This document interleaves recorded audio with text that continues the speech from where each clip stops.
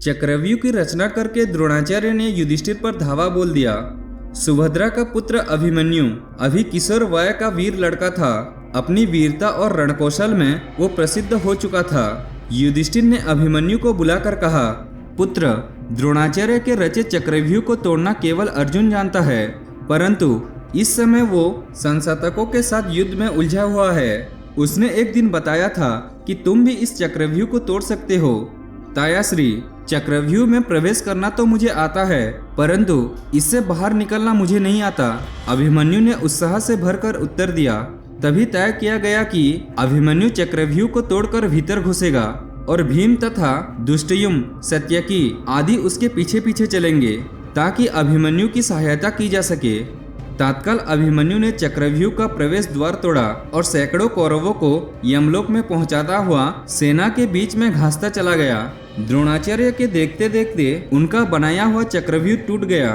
कौरव वीर एक एक करके अभिमन्यु का सामना करने आते रहे और मरते रहे। अभिमन्यु द्वारा किए गए सर्वनाश को देखकर दुर्योधन क्रोधित हो उठा। उसने धर्म अधर्म के सारे नियमों को पार रख दिया। तब द्रोण, कर्ण, दुशासन, अश्वत्थामा, शकुनी, कृपाचार्य और दुर्योधन आदि 7 महारथियों ने अकेले अभिमन्यु को चक्रव्यूह में घेर लिया और उस अकेले पर 7 ने भयानक आक्रमण कर दिया। उधर पांडवों की सेना अभिमन्यु के पीछे पीछे जैसे ही चक्रव्यूह में घुसी, वैसे ही सिंधु देश के पराक्रमी राजा जयद्रथ ने, जो धृतराष्ट्र का दामाद था, पांडव सेना को रोका और उन पर टूट पड़ा। युद्ध के द्वार पर युधिष्ठिर, भीमसेन और जयद्रथ के बीच भयानक युद्ध छिड़ गया। जयद्रथ ने उन्हें आगे बढ़ने नहीं दिया। चक्रव्यूह के भीतर घिरे अभिमन्यु की सहायता के लिए वो नहीं पहुंच सके, परंतु अभिमन्यु ने अकेले ही 7 महारथियों के छक्के छुड़ा दिया। अभिमन्यु की बाण वर्षा से व्याकुल होकर सभी योद्धा पीछे हटने लगे। तभी दुर्योधन के पुत्र लक्ष्मण ने अभिमन्यु पर भीषण प्रहार किया। अभिमन्यु ने भाले के बार से लक्ष्मण को मार डाला। लक्ष्मण को मारते ही कौरव सेना में हाहाकार मच गई। दुर्योधन चिल्लाते हुए कहा, इस पापी अभिमन्यु का इसी क्षण वध करो।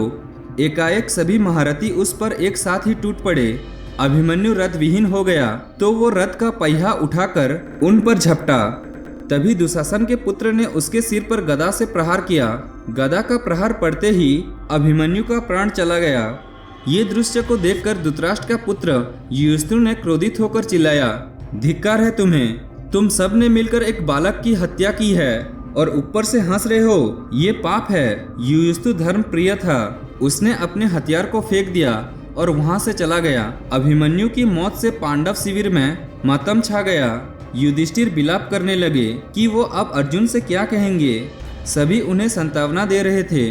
उधर ससंप्रतकों का संहार करके अर्जुन और श्री कृष्ण ने मार्ग में लौट रहे थे तो अपशकुन होने लगा। अर्जुन ने चिंतित हो उठे। श्री कृष्ण ने अर्जुन को सांत्वना दी। रात होने पर दोनों शिविर में पहुंचे तो उन्हें अभिमन्यु की मृत्यु का समाचार मिला। उसे किस प्रकार मारा गया, ये पूरा समाचार सुनकर अर्जुन ने क्रोधित हो उठा और अर्जुन ने क्रोधित से बोल पड़ा, जिस जयद्रथ के कारण मेरा प्रिय पुत्र की मृत्यु हुई है, उस जयद्रथ को मैं कल सूर्यास्त से पहले मार डालूंगा। ये मेरी प्रतिज्ञा है। अगर मैं उसे सूर्यास्त से पहले ना मार सका तो अग्नि पर बैठकर आत्मदाह करूंगा। श्री कृष्ण ने अर्जुन को समझाते हुए कहे, अर्जुन, क्षत्रियों को इस विलाप विलाप करना शोभा नहीं देती। हम हथियारों के बल पर जीते हैं और हथियारों के बल पर ही मृत्यु को प्राप्त होते हैं। वीर और निडर शूरों की अचानक मृत्यु ही स्वाभाविक मृत्यु है। अभिमन्यु को आज जो वीरोचित मृत्यु का जो वरदान मिला है, उसके लिए तो क्षत्रियों की माताएं अपने पुत्र को जन्म देती हैं। शोक को दूर करो और अपने आप को संभालो। श्री कृष्ण की बात सुनकर अर्जुन ने शांत हुआ। उसके उपरांत सभी ने आगे की युद्ध की योजना बनाने लगे और ये योजना धृतराष्ट्र के पुत्र को सर्वनाश करने की थी। मिलते हैं अगले एपिसोड में।